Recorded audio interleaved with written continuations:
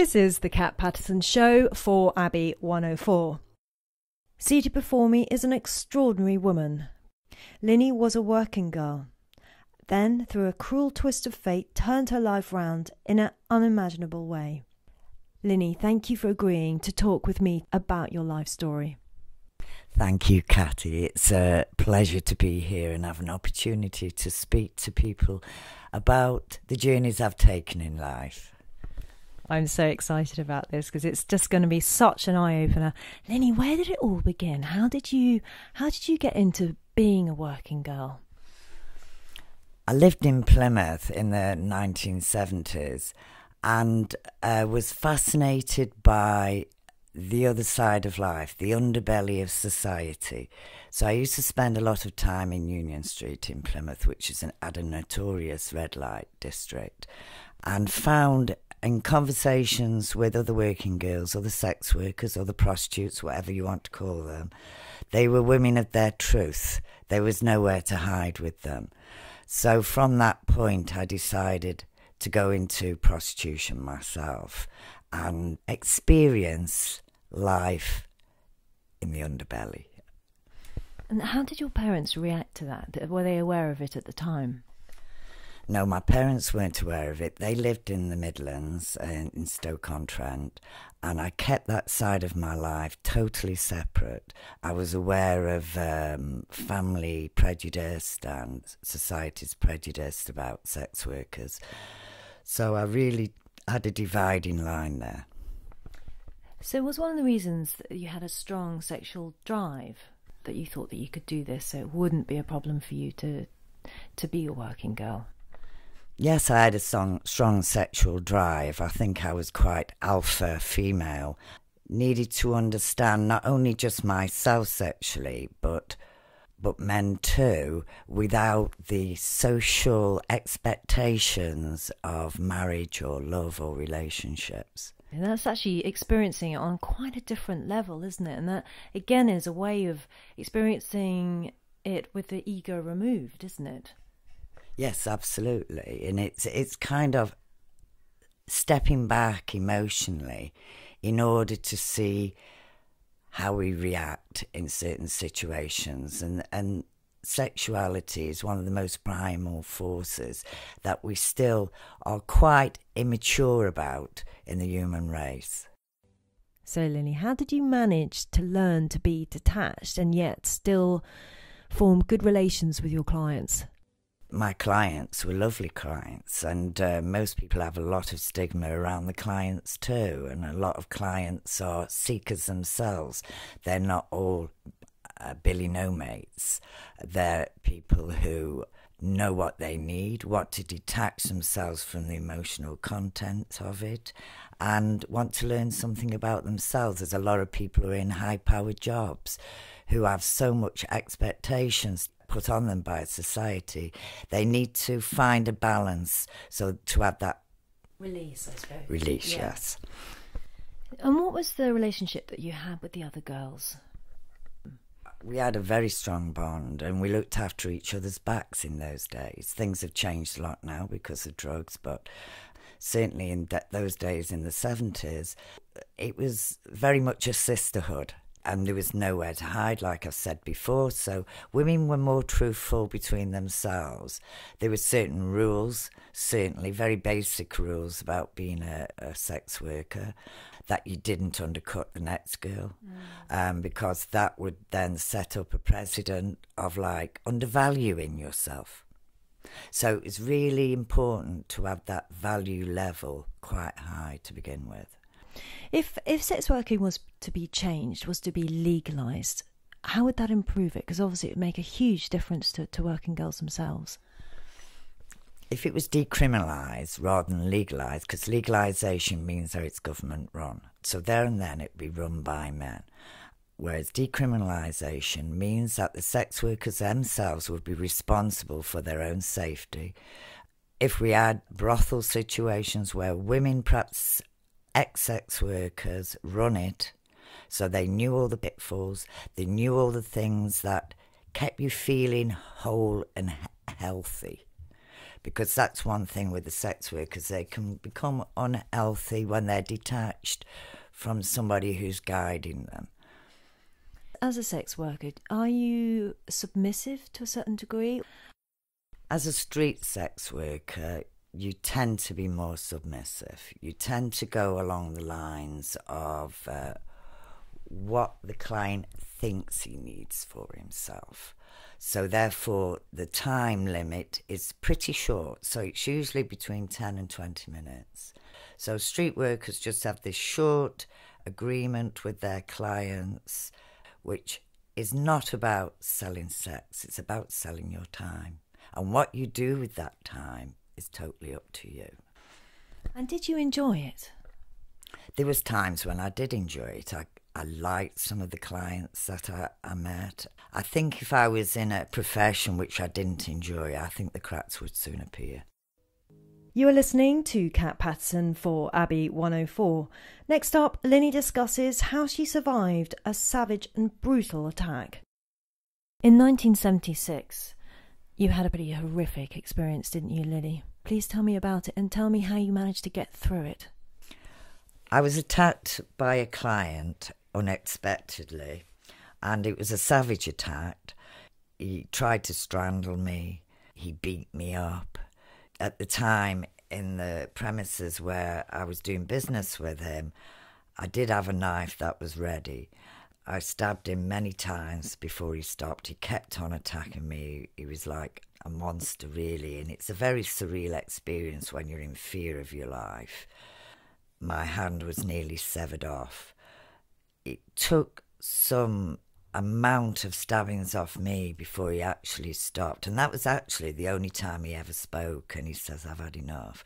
He sat down and died before me, and I felt a sense of hatred towards him for the situation I suddenly found myself in, because so many things flash through your mind. You know that you're going to face some terrible things ahead of you. You know you're going to face a lot of prejudice. You know you've got to have to justify everything that you do. So I couldn't be tried in Plymouth. I was charged with murder as a combination of the publicity over a well-known prostitute killing a sailor in the Navy, and he was a chief petty officer, would prejudice the trial. And this was a time when the Yorkshire Ripper was reigning during his 5-year reign of terror, which ended with 13 dead and 6 mutilated, all females. I then found myself in prison for the first time in my life on a charge of murder, awaiting trial at Bristol Crown Court. After a 6-day trial, I was acquitted of murder. Because it was self-defence, let's face it. Absolutely. Came out at the trial, he actually had, although he was a married man with children, he had 2 mistresses. He had an issue with females that had only just come out at that point in his life, and it just so happened I was a victim of that. His father was doing a life imprisonment in Scotland for the murder of his mother, which he had witnessed. It was a tragedy waiting to happen. It wasn't picked up. He'd had 2 mistresses. In the trial it came out that he tried to decapitate one of them with a pair of garden shears, which obviously went in my favour. I was advised to try and claim criminal compensation, because never before has a prostitute been given a criminal compensation. I was refused it, and the letter I received from some lord who headed the Criminal Compensation Board was cold and direct, stating I had been refused because I did, quote, purposely put myself in a position of danger because of the type of work I had chosen, unquote. I obviously was really appalled at this, and it was this letter that changed my life and began my journey on the prejudice that affects sex workers. So how did it change you?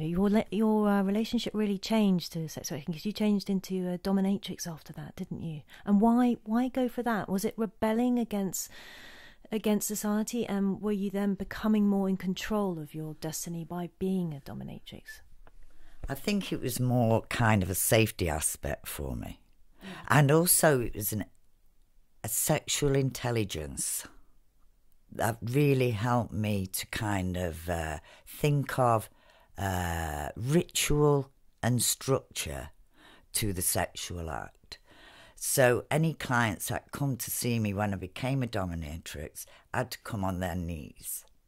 So, I like that. Yeah. Do you know, I quite like a few lessons about this. They have to begin at the bottom and come on their knees. Come on, girlfriend. So everything that you do then is totally under your control. And you take the client then on a journey as well. Rubber and leather is an archaic memory of the membrane of the embryo in the womb. A lot of people think domination is down to Miss Whiplash. No, it isn't. It's psychological, it's creative, it's educational, it's empowering. It's empowering not only just for the sex worker, the dominatrix, it's also empowering for the client. It helps the client to understand what his role is, what he needs to learn about himself, what he needs to learn about his behaviour. I think we have a responsibility as sex workers to make it right as much as we can every time, because there is another woman who follows. And if we get it wrong, we endanger that woman who follows. Do you have to be a certain type of person? I suppose that is actually what's crucial, isn't it? I think that's what's crucial. I think domination is really the precinct for alpha women who are high in their psychological and sexual awareness. Because everybody has a role to play. There is submissives within it, but I think a submission is okay. I think female submission is okay, but it needs to be policed. Yeah. Policed by other women, where you are safe to submit yourself. Myself, personally, I'm not a submissive person. I'm a dominant person. So I have a role almost like a priestess, almost like a sexual priestess, who actually then takes... Having that spiritual aspect, people never think of that, do they? Absolutely. And people see sex as sex. As sex, as a they don't totally see physical act. the other dimensions involved in it, and I Not find that fascinating. It's a very spiritual thing, domination is. It's a responsible thing. I've had clients that have come to me regular, well, kind of say every month or 3 months, over a 10 or 12 year period. If you're just offering them straightforward sex, they'll soon get bored of that. Yeah. The journey is eroticism. The journey is through the mind. It's not the physical aspects of it. And in fact, the higher you dominate, the less you touch them. And that must be quite interesting, wasn't it? It's like complete control. Complete control. Because the first thing a guy wants to do is touch you. Yeah. It is his biological need to touch you. A lot of people think domination is about ridiculing, humiliation. Yeah. That's another thing altogether. That's sadomasochism.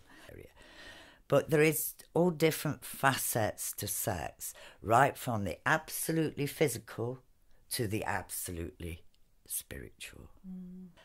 Men like to visualise things. That's why most of pornography is taken by men, absorbed by men. So it's about the eye, about seeing, and it's something that we don't have. It makes us so different, doesn't it? Yes, it does. Part 4, we're going to discuss the role that fear plays in the life of a prostitute and sex offenders, how the environment affects criminal behaviour, and a little insight into the Cray brothers. You're listening to Cat Paterson's show for Abbey 104. Could such a life be addictive, or at least at some level thrilling, or were you ruled at some stages by elements of fear? Fear is always there. It is there from the beginning and it is there to the end, because you are aware of what can be, and social stigmas and prejudices help to make that fear even bigger, and it justifies a lot of people to being sex offenders. mass murderers of females. There's a lot of it internationally. There's a lot because there's this misogyny, this fear of the female. So tell me about your next step. What happened next? Got an HGV1, became a lorry driver. While I was driving around one day, I saw this bundle by the side of the road, and I stopped and picked it up, and it was a little fox cub, and so needed to know how to look after it. And it was that led me to Dartmoor to meet Ruth Murray and run the only badger sanctuary in Europe at the time. I moved on to Dartmoor and totally isolated myself away from the demands of sex work from life and concentrated on other needs. And it was during my work with badgers, when I was studying animals in captivity, that I saw a correlation between animals that are normally family suddenly act bizarrely because they can become cannibalistic. They become totally different than what they are in their natural environment. And I saw a similarity there with people who are in poverty, where they're housed in small flats. Socially, we ask ourselves the question, why are these people so angry? Why do they offend so much? Because it brings out that survival animal nature within us. By understanding this fascinating correlation between animals and humanities in close proximity to each other, you then went on to study, didn't you? Yes, I began to study criminal psychology, all forms of psychology, and found primarily a journey for myself. I began to understand about emotions and environment, because emotions change so different depending on the environment that we're in and the people and the support that's around us. So I began visiting serious female offenders in prison. So serious were the offences they committed, society had cut themselves off from them. But I supported them in their transition back into the community. Laws and thoughts around it have to come from those who have gone through those transitions themselves. You knew the Quaid brothers, didn't you, in that underworld, which people never really have an insight into you. What was the lure into that? My partner, Tans, who recently died this year, was a friend of Reggie Craze. He became a friend of him in the prison system. And with these kind of alpha males in the criminal world, I found a similarity to, in respect to being ostracised from society. And Reggie spent 38 years in prison. He was a different man when he died to what he was when he committed the offences. And there's a lot to be understood from criminal life. And his brother was sent to a mental institution for the criminally insane. And when he died, they removed his brain, and without the consent of his family. I mean, we go to extraordinary lengths to try and understand criminal behaviour, when really all we need to do is talk. Lynne, you didn't stop there, did you? You went on to set up the Plymouth Resettlement Agency. Tell me about that. Yes, it was a Home Office funded organisation which was to help people on the street with various problems, drug, alcohol, anything that was attached to homelessness, serious sexual offending. I also set up a branch organisation for the Harbour Centre in Plymouth, which is a drug and alcohol rehabilitation centre. And the branch organisation was directly to help sex workers on the street. Then I began to give talks about the way we deal with prostitutes. So I decided at that point, after a few years, to give myself a mutual platform and write.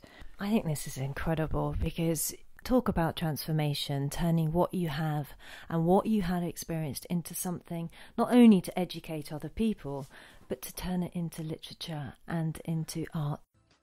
Camilla Paglia has been a big influence in your life, hasn't she, in your writing?